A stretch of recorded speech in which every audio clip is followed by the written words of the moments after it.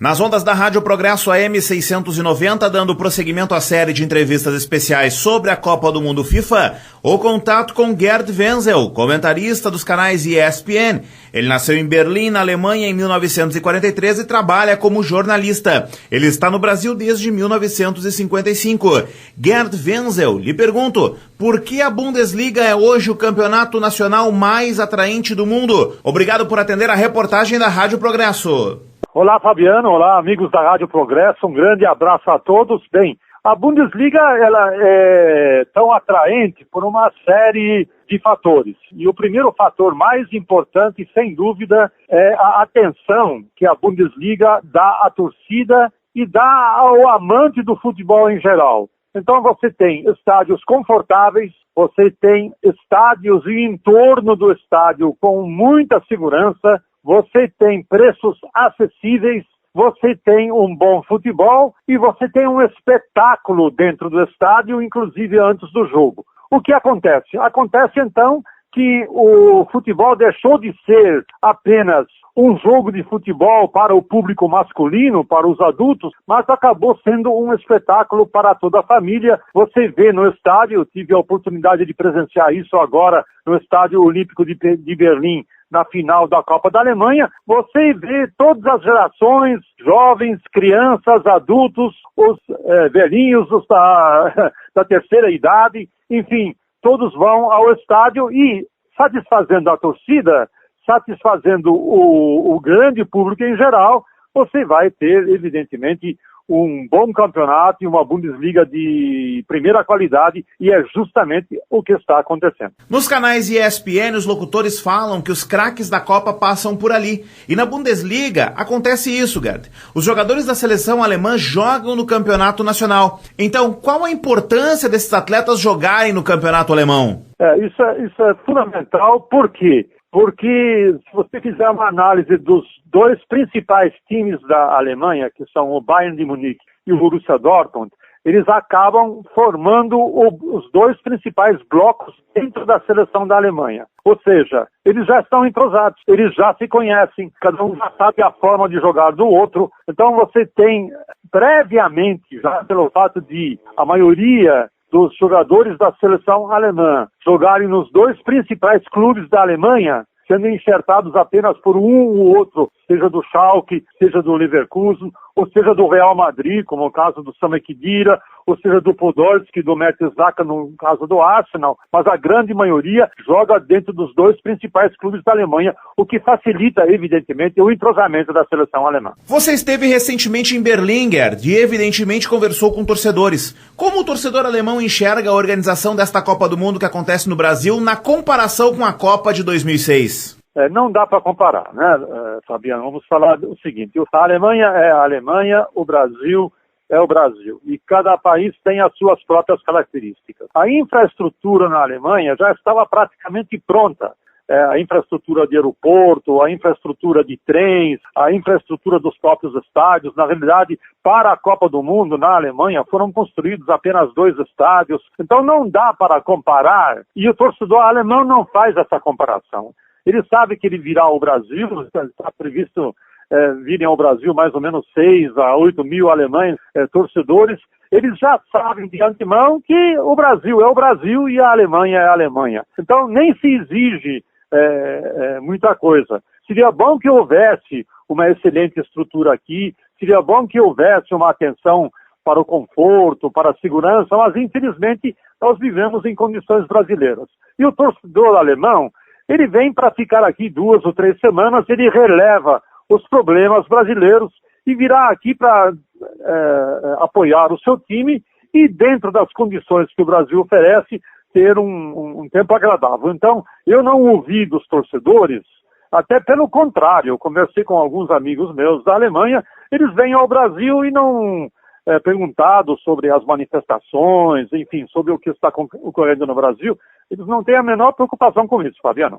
A seleção alemã é a que mais vezes apareceu entre as 4 melhores na história da Copa do Mundo e desde 1966 só não apareceu ali em 3 oportunidades. Em 1978 na Argentina, em 1994 nos Estados Unidos e em 1998 na França. Como o torcedor alemão encara essa situação? E mais, ele acredita no favoritismo da seleção alemã? Olha, então, essa é uma outra pergunta interessante que você faz, Fabiano. O torcedor alemão, ele é muito realista. Ele sabe que você ganhar do Brasil no Brasil é quase uma missão impossível. Porque tudo leva a crer, né, pelas indicações que a gente tem, que na realidade o favorito para os alemães é o Brasil. Foi feita uma pesquisa recentemente pela revista Kicker, em que mais ou menos 23 mil assinantes da revista responderam. E o resultado é o seguinte: mais de 40% acreditam que o Brasil vai ser campeão.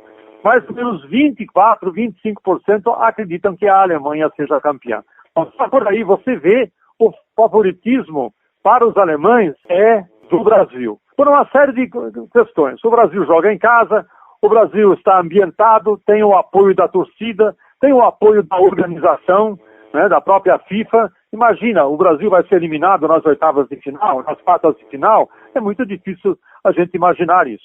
O grande sonho que o torcedor alemão tem é que o Brasil se encontre com a Alemanha na final no Maracanã. Esse é o grande sonho. Se atingir esse objetivo, para o torcedor alemão já será uma grande satisfação, já será praticamente um objetivo alcançado. E esse é o sonho do Schweinsteiger, que conversou com você e afirmou isso. Exatamente. Eu tive essa entrevista com o Schweinsteiger e foi muito interessante, né, a reação dele em relação a essa questão. Ou seja, a Alemanha, que há um ano todo mundo apontava a Alemanha como grande favorita, hoje já não é. Inclusive por uma série de problemas de condicionamento físico de alguns jogadores. O próprio Schweinsteiger não está 100%, Philipp Lahm não está 100%, Khedira não está 100%, e Neuer tem um grande problema no ombro, né, que não é um problema fácil de ser resolvido, tanto que ele fez toda essa preparação que a Alemanha fez no sul do Tirol, lá no norte da Itália. Sim. O Neuer nem pegou na bola, ele só fez fisioterapia. Ou seja, a Alemanha tem alguns problemas de ordem física que a gente não sabe com certeza em que condições alguns jogadores-chave da seleção alemã vão chegar ao Brasil. Lembrando que a Alemanha joga no Nordeste, numa condição climática de muito calor, muito extenuante. Os jogos serão praticamente ao meio-dia ou às 2 horas da tarde, ou seja, haverá realmente muitas dificuldades para essa seleção alemã fisicamente sobreviver bem a essa Copa do Mundo. Em relação a isto, a Alemanha joga no Nordeste e construiu um CT no Nordeste brasileiro, mas independente disso, ela pode jogar sua partida de oitavas de final, caso se classifique, em Porto Alegre. E essa transição do calor para o frio? Tem mais essa. Agora, quanto à construção do centro de treinamento, me permita fazer uma ressalva, Fabiano. Pois não. Quem está construindo esse centro de treinamento, que na realidade será um resort, um hotel resort, um condomínio fechado de casas de luxo, é um empresário de Munique. Há 3 anos tem esse projeto e ele não é construído especialmente para a seleção alemã. Ele mais tarde será um resort, um hotel de luxo, ou então um condomínio fechado. Então é bom fazer essa diferença. A Alemanha fez um acordo com esse empresário de Munique e é por isso que a Alemanha vai utilizar esse resort, esse condomínio de luxo, para fazer o seu quartel-general, o seu centro de treinamento. Agora, quanto à questão climática, realmente é complicado. Por quê? Porque havia duas opções. Se a Alemanha fosse sorteada para ficar num grupo que jogasse mais no sul, inicialmente o pensamento era ficar aqui perto, numa estância aqui, perto de São Paulo, perto da cidade de Itu. Isso acabou não acontecendo, ela acabou sendo sorteada para o Nordeste, e é por isso que se aproveitou esse projeto desse empresário que está construindo lá um resort, um condomínio de luxo na vila de Santo André, perto de Porto Seguro, se aproveitou para ficar hospedado lá, para não ter que ficar viajando de cima para baixo pelo Brasil afora. Gerd Wenzel, Miroslav Klose foi convocado para a Copa por culpa das suas atuações ou foi uma provocação do técnico da Alemanha para que ele ultrapasse Ronaldo na lista de artilheiro de todas as Copas? Olha, eu diria ambas as duas coisas conjuntamente, né? Porque primeiro que a Alemanha, por incrível que pareça, se ressente de atacantes de ofício. Se você olhar bem, a Alemanha só vai para essa Copa com um atacante de ofício, que é o Klose. Talvez vá o Volland, do Hoffenheim, mas isso ainda não é certeza. Mário Gomes nem convocado foi, e o Kiesling, que foi o artilheiro do campeonato alemão na temporada passada, também nem foi convocado. Então, o que se imagina é que a Alemanha, na realidade, vai jogar com aquilo que os jornalistas estão agora chamando de falso 9, né? Sim. Falso 9 pode ser o Thomas Müller, ou esse falso 9 pode ser o Mario Götze. Caso ele não opte pelo falso 9, a única opção que ele tem é o Miroslav Klose.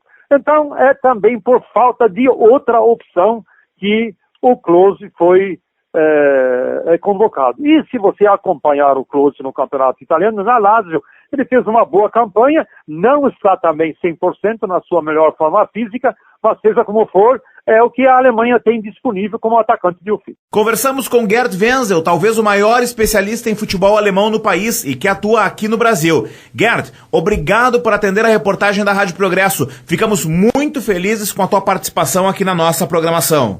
Que é isso, Fabiano. Eu que agradeço o privilégio de poder conversar com você e quero mandar um grande abraço para todos os torcedores.